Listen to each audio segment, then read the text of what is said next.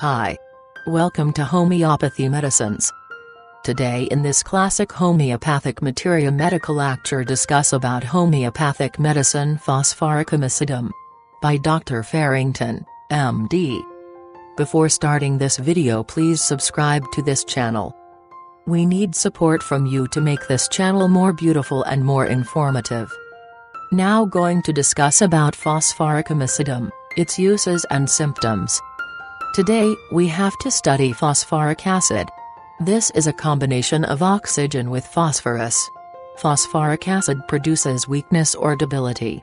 Sometimes it causes a transient excitement, but the main characteristic of the drug is this debility, which is characterized by indifference or apathy, by torpidity of both mind and body, by complete sensorial depression.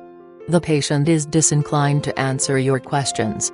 His answers are short, consisting generally of yes or no, and are made in a way that show that it is annoying to him to speak. The delirium is quiet, not violent, but accompanied with this characteristic depression of the sensorium, and muttering, unintelligible speech. He lies in a stupor, or in a stupid sleep, unconscious of all that is going on about him, but when aroused he is fully conscious. That is characteristic of the phosphoric acid. You see, it is depressing to the sensorium and to the body in general, and yet these changes are in a certain sense superficial.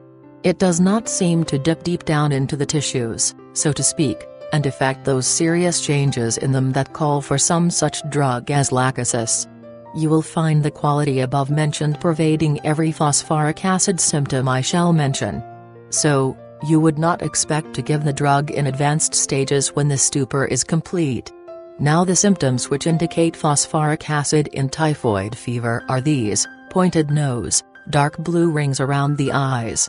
The patient may suffer from nosebleed, but this nosebleed, however, gives no relief to the symptoms in the early stages of typhoid fever. This is a very different symptom from roustox, which is similar to phosphoric acid. This has epistaxis in the beginning of typhoid fever, the patient being relieved by the hemorrhage.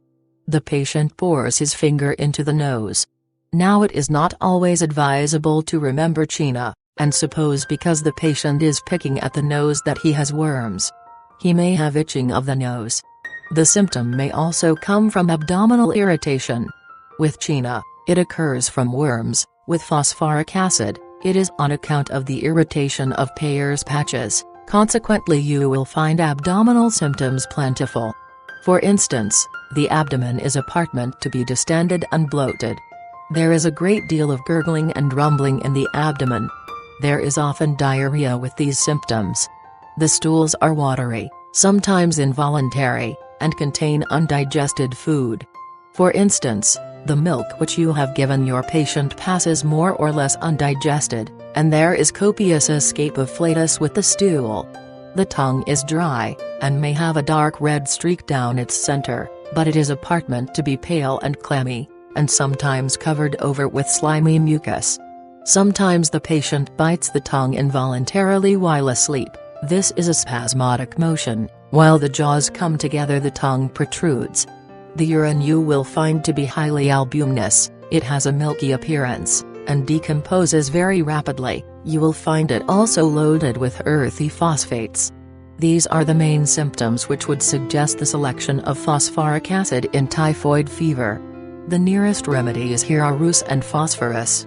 Phosphoric acid often follows rus, after the latter has relieved the restlessness and the diarrhea persists, and the patient goes into this quiet sort of stupor. Phosphorus has more dryness of the tongue, more sensorial excitement, all the senses are irritated, the patient cannot bear any noises or odors. If diarrhea is present, the stools are blood-streaked and look like flesh water. In this sensorial apathy, you should also remember the sweet spirits of nitre. The patient lies in bed, perfectly indifferent to everyone. He answers questions readily enough, but is apathetic. That is the condition in which Hahnemann gave sweet spirits of nitre. I have found it to succeed when phosphoric acid failed. Arnica is also to be placed by the side of phosphoric acid.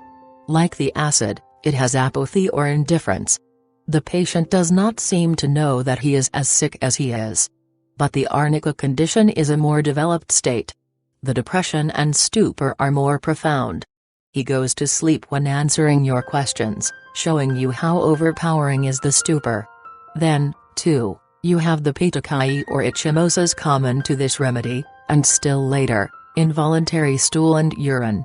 Opium is, more than phosphoric acid, a remedy for stupor, when that stupor is progressive. It is only in the beginning of the opium state that the patient can be aroused from sleep. The stupor goes on until no amount of shaking can bring the patient to consciousness. Breathing grows more and more labored and stertorous, the face, instead of being pale, sunken, and Hippocratic, as in the acid, is deeper red, almost a brownish red.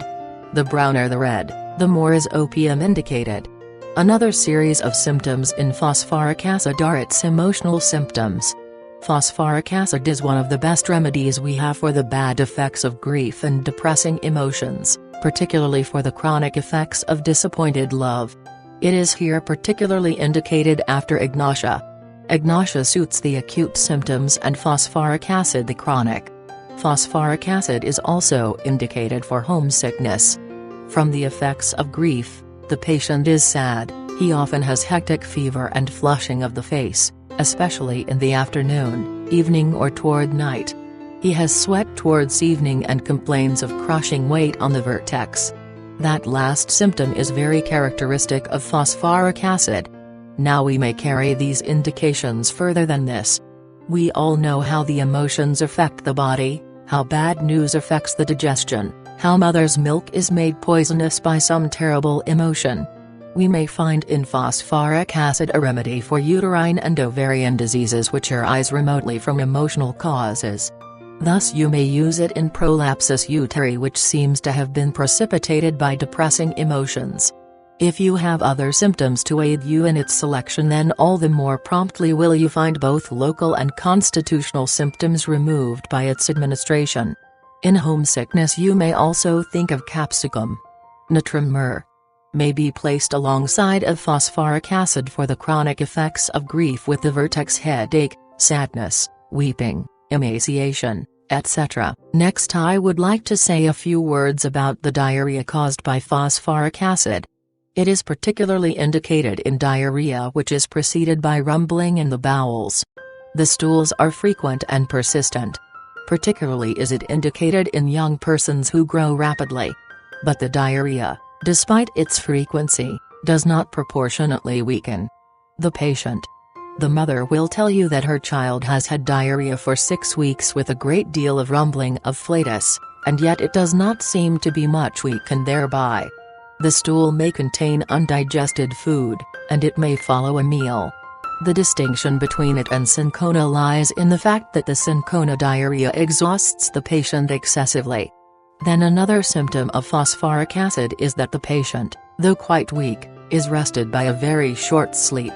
I presume that this action of the acid is owing to the stimulating effect of the phosphorus it contains. Phosphoric acid is suited more to the remote effects of the loss of animal fluids rather than to the acute symptoms. Thus we find it indicated for the long-lasting effects of seminal emissions, whether occurring during sleep or when awake, with every effort at stool or urination or from excessive venery. The whole system seems to be weakened. The patient is dizzy, feels as if he would fall. There is another peculiar form of dizziness. On lying down he feels that the feet are going higher up than the head. The genitals are relaxed. The scrotum and testicles hang down flabby and relaxed. The penis has no power of erection, or erections are deficient. Semen escapes too soon during coitus. The patient complains of formication over the scrotum. The back and legs are weak so that he totters when he walks.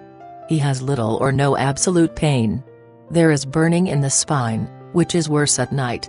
Phosphoric acid is very similar to cinchona, in fact it is superior to it in the chronic effects of loss of seminal fluid. Cinchona is useful for the acute effects.